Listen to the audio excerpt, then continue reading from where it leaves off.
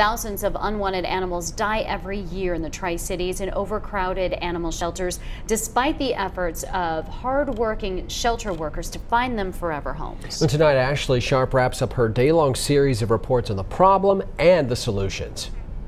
Tens of thousands of animals feed into our local shelters every single year. Many of them find happy endings in forever homes, but a lot of them don't. We're breaking down why our local shelters are so overcrowded and what steps need to be taken to prevent this cycle from repeating every single year. The way to stop that is if people would spay and neuter their pets and not allow them to reproduce, then that would cut down drastically on the number of animals coming into the shelter. Taking steps toward a solution.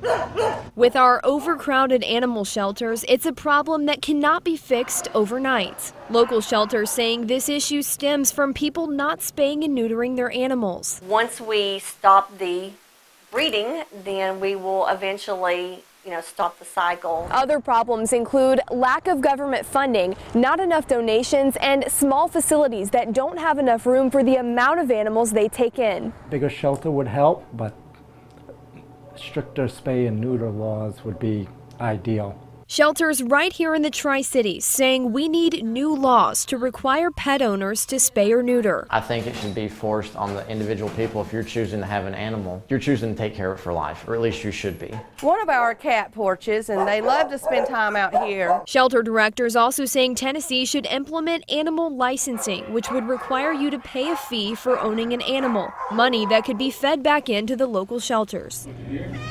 Another option. Studies seem to show that the main reason people do not have their pets spayed or neutered is because of the cost. I think that's something that needs to be addressed in our community. Making spay and neuter services cheaper so more people have access.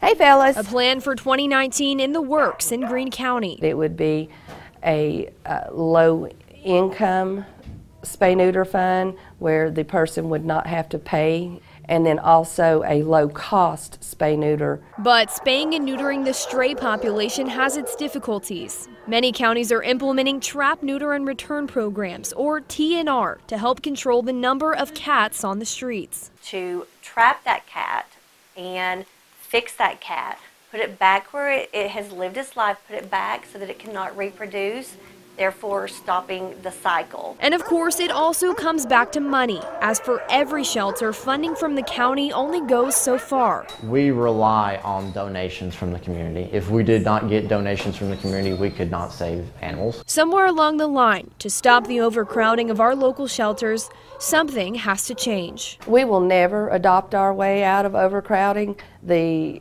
minute one leaves our facility, you've got 10 behind it needing to come in. The only thing we can do is educate the public on the benefits of spaying and neutering the pet.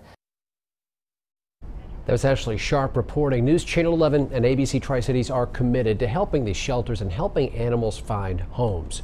You can join us. Watch Ashley's special reports featuring some of the animals up for adoption, posted now on our website, WJHL.com.